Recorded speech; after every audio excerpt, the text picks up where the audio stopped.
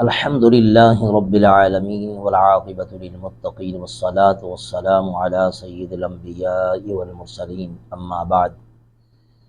حاضرین گرامی قدر، آج بحمد اللہ تعالی ہم 40 روزہ کورس کے 12ویں سبق کا آغاز کر رہے ہیں۔ اس کا پہلا سیگمنٹ ہمارا نورانی قاعدے کا ہوا کرتا ہے۔ تو آج ہم حرکات کا کچھ حصہ پڑھ چکے تھے۔ یہ نورانی قاعدے کی چوتھی تختی ہے۔ تو انشاءاللہ العزیز بارگاہ رب العزت میں التجا کرتے ہیں ہمیں ہمت اور توفیق عطا فرما کہ ہم قرآن مجید کو درست تلفظ کے ساتھ پڑھیں، سیکھیں اور سکھائیں۔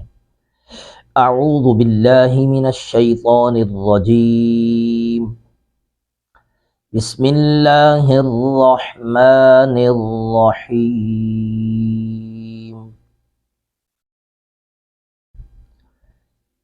6 حروف ہم پڑھ چکے تھے۔ آج ہم غین زبر غ، غین زیر غی، غین پیش غو، غا غی غو، خا زبر خا، خا زیر خی، خا پیش خو، خا خی خو، قاف زبر قا، قاف زیر قی، قاف پیش قو، قا قی قو۔ یہ ذرا غور کیجئے کہ کتنا ہم وقت دے رہے ہیں زبر کو، بس اتنا سا وقت دینا ہے، اس سے تھوڑا سا زیادہ دیں گے لمبا ہو جائے گا۔ وہ الف یعنی کھڑی زبر بن جائے گی، کھڑی زبر نہیں۔ اسی طرح جیم زبر جا، جیم زیر جی، جیم پیش جو، جا جی جو، شین زبر شا، شین زیر شی، شین پیش شو، شا شی شو، یا زبر یا زیر یی، یا پیش یو، یا یی یو، ضاد زبر ضا، ضاد زیر ضی، ضاد پیش ضو، ضا ضی ضو، لام زبر لا، لام زیر لی، لام پیش لو، لا لی لو، نون زبر نا، نون زیر نی، نون پیش نو، نا نی نو، را زبر را، را زیر ری، را پیش رو، را ری رو، طا زبر طا، طا زیر طی، طا پیش طو، طا طی طو، دال زبر دا، دال زیر دی، دال پیش دو، دا دی دو، تا زبر تا، تا زیر تی، تا پیش تو، تا تی تو، صاد زبر صا، صاد زیر سی، صاد پیش سو، صا سی سو، سین زبر سا، سین زیر سی، سین پیش سو، سا سی سو، زا زبر زا۔ اب دیکھیں زا اور سین دونوں پہ سٹی کی آواز آ رہی ہے۔ زا زبر زا، زا زیر زی، زا پیش زو، زا زی زو۔ اب یہ طا کے بعد غا آتا ہے، یہ نرم پڑھیں گے پر کر کے۔ غا زبر غا، غا زیر غی، غا پیش غو، غا غی غو، لال زبر ذا۔ اب یہ لال اور تھا یہ دونوں اکٹھے آ رہے ہیں، یہ ہم مخرج ہیں، نرمی کے ساتھ ادا ہوتے ہیں۔ لال زبر ذا، لال زیر ذی، لال پیش ذو، لا ذی ذو، تھا زبر تھا، تھا زیر سی، تھا پیش ثو، تھا سی ثو، فا زبر فا، فا زیر فی، فا پیش فو، فا فی فو، واو زبر وا، واو زیر وی، واو پیش وو، وا وی وو۔ یہ آج ہم حرکات یعنی زبر زیر پیش کو حرکات بولتے ہیں۔ ہم یہ اپنی حرکات کی تختی جو ہے وہ مکمل کر چکے ہیں. کل انشاءاللہ العزیز تختی نمبر 5 ہم پڑھیں گے. ہمارے آج کے 12 نمبر سبق کا دوسرا سیگمنٹ ہے قرآن مجید کی سورہ دہر کی آیت نمبر 18 سے ہم تجویدی قواعد کو دہرائیں گے. اعوذ باللہ من الشیطان الرجیم. بسم اللہ الرحمن الرحیم.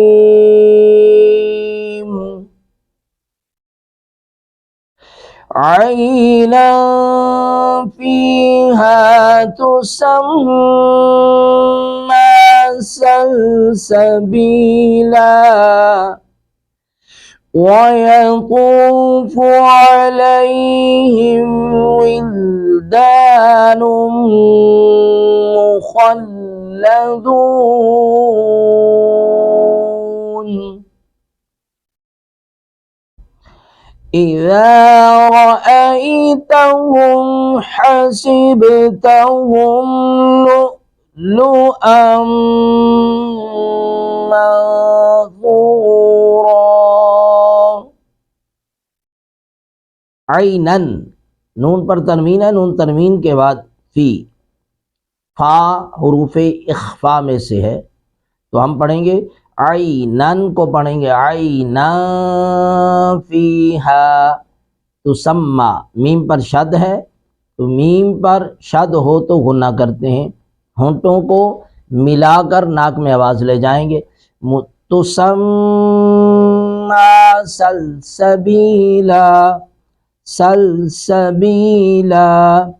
وَيَطُوفُ طا کو پر کر کے پڑھیں گے وَيَطُوفُ عَلَيْهِمْ، عین کو حلق سے ادا کریں گے وِلْدَانٌ وِلْدَانٌ.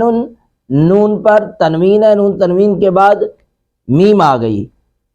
تنوین کے بعد جب میم آتی ہے تو نون تنوین کو میم میں مدغم کر دیتے ہیں. تو یہاں پہ نون تنوین کو ہم مدغم کریں گے تو نون کو میم سے ملائیں گے تو گناہ کریں گے، ادغام با گناہ ہوگا. ولدان مخلدون. اذا رأیت، اذا لال کو نرمی سے ادا کریں گے اذا رأیت، رأیت را کو پر کر کے پڑھیں گے رأیتہم حسبتہم. سب سین پر سیٹی کی آواز آئے گی، با پر قلقلہ کریں گے، با ساکن پر قلقلہ کریں گے. حسبتہم، حا کو ہم نے حلق سے ادا کیا ہے حسبتہم حسبتہم. لؤلؤن، حمزہ پر بھی تنوین ہے، لؤلؤم، ادغام با گنہ کریں گے. ام من، نون ساکن کے بعد تھا ہے، یہاں پہ اخفا کریں گے. منثورا منثورا ثورا. صدق اللہ العظیم. آج کے سبق نمبر 12 کا تیسرا سیگمنٹ ہے ہمارا حدیث مبارکہ کا. تو آج کی حدیث ہم پڑھیں گے او کما قال النبی صلی اللہ علیہ وآلہ وسلم الوضوء مفتاح الصلاۃ. الوضوء، وضو، مفتاح چابی ہے، الصلاۃ نماز کی. یعنی نماز میں داخل ہونے کی شرط جو ہے وہ پاکیزگی ہے. وہ پاکیزگی وضو سے حاصل ہوتی ہے. تو وضو جس کا درست ہوگا اس کی نماز درست ہوگی. ہمارے ہاں عام طور پر دیکھا گیا ہے کہ وضو کے متعلق بہت سی خطائیں کر جاتے ہیں. خصوصی طور پر جب یہ مسح کیا جاتا ہے تو مسح کرنے میں بہت سی غلطیاں کی جاتی ہیں. مسح کرنے میں غلطیاں کیا کی جاتی ہیں کہ ایک ہاتھ کو جب ہم یوٹیلائز کر لیتے ہیں، استعمال کر لیتے ہیں، اسی ہاتھ کو دوبارہ یہ انگلیوں کا خلال کرنے کے لیے پھر پھیرا جاتا ہے. تو یہ درست نہیں ہے. یعنی مستعمل پانی، آپ کے مستعمل ہاتھ آپ دوبارہ لگاتے ہیں تو وہ تو مستعمل ہو گئے. اسی طرح کونیاں دھوتے وقت اس میں خرابی رہ جاتی ہے کہ یہ جو کونی ہے مرفق، یہ اکثر خشک رہ جاتی ہے، اس پر اہتمام نہیں کیا جاتا۔ اسی طرح جب پاؤں دھوتے ہیں ہم ٹخنوں کا اہتمام نہیں کرتے، غور نہیں کرتے، تو یہ وضو اگر کامل ہوگا تو نماز درست ہوگی، اگر وضو ہی کامل نہیں تو نماز درست نہیں ہے۔ لہذا الوضو مفتاح الصلاۃ فرما کر کہ وضو نماز کی کنجی ہے، نماز میں داخل ہی نہیں ہو سکتے جب تک کنجی درست نہیں ہوگی۔ آپ کسی اور تالے کی چابی ہے، وہ نماز کے تالے کو لگا رہے ہوں تو کیسے کھل جائے گا؟ کھل ہی نہیں سکتا۔ تو ہمیں چاہیے کہ ہم اس نماز کی چابی کو اچھے طریقے سے غور و فکر کر کے دیکھیں کہ یہ اسی تالے کی چابی ہے جو نماز کے اندر داخل ہونے کے لیے ہمیں حکم فرمایا گیا کہ ہمارا وضو درست ہے۔ وضو درست کیسے ہوگا؟ 2 سال 10 سال 20 سال 40 سال 50 سال وضو کرنے سے وضو درست نہیں ہوتا۔ ہمارے ہاں بعض بزرگ یہ غصے میں آ جاتے ہیں، فرماتے ہیں کہ 50 سال ہو گئے 40 سال ہو گئے مجھے وضو کرتے ہوئے، نمازیں پڑھتے ہوئے، میرا وضو خراب ہو گیا۔ ہو ہی نہیں سکتا۔ نہیں، کثرت سے کوئی کام کرنے سے وہ کام درست نہیں ہوتا، وہ اس کے کسی ماہر کے سامنے کرنے سے، کسی عالم کے سامنے اس کو دہرانے سے پھر وہ درست ہوتا ہے۔ لہٰذا ہمیں نماز کی جو چابی ہے اس کو درست کرنے کے لیے کسی عالم کے سامنے اپنے وضو کو دہرانا چاہیے، اور بغیر ہچکچاہٹ کے، بغیر اپنے آپ کو شرم محسوس کیے۔ شرم صرف اور صرف برے کاموں کے لیے ہوتی ہے، اچھے کاموں کے لیے شرم نہیں ہوا کرتی۔ اللہ رب العزت اپنے محبوب کے اس فرمان پر ہمیں عمل پیرا ہونے والا بنائے۔ جی، سبق نمبر 12 کا سیگمنٹ نمبر 4، فقہی سوال۔ آج کا سوال یہ ہے کہ قسطوں پر جو چیز ہم خریدتے ہیں کیا وہ جائز ہے؟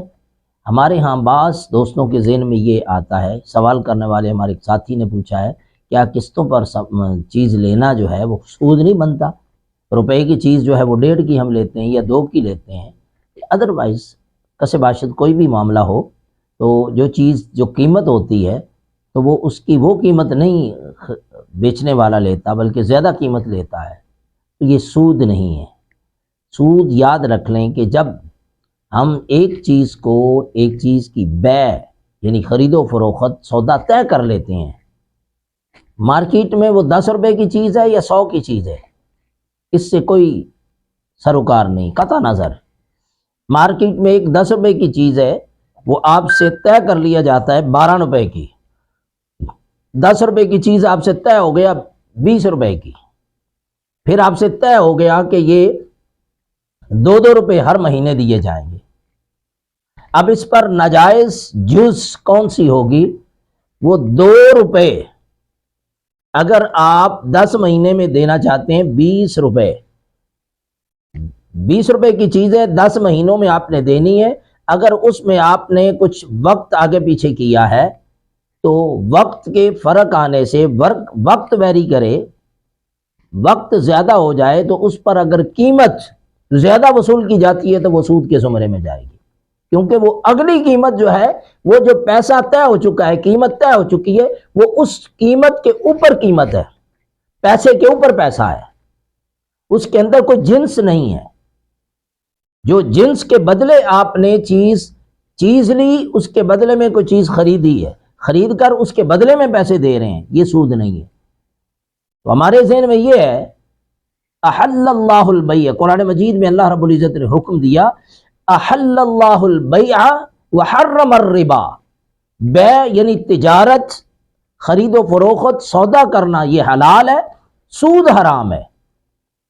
تو یہ کفار نے یہی کہا تھا نا کہ یہ جو تجارت ہے، یہ بیع ہے، یہ بھی تو مثل الربا ہے، یہ تو سود کی مثل ہے کہ 1 روپے کی چیز خریدتے ہیں، ہم بازار سے لاتے ہیں، لا کے ہم 2 کی بیچ دیتے ہیں، 1.5 کی بیچ دیتے ہیں، تو پھر یہ اوپر والا جو 1 روپیہ یا 50 پیسے ہیں، جو بھی منافع ہے وہ سود ہی ہے۔ تو قرآن نے کہا نہیں، تجارت حلال ہے، سود حرام ہے، بس۔ تو اس لیے ہمیں سب سے پہلے سود کی تعریف آتی نہیں ہوتی، ہم سیدھا فتویٰ لگا دیتے ہیں یہ بھی ناجائز ہے۔ ایسی بات نہیں ہے۔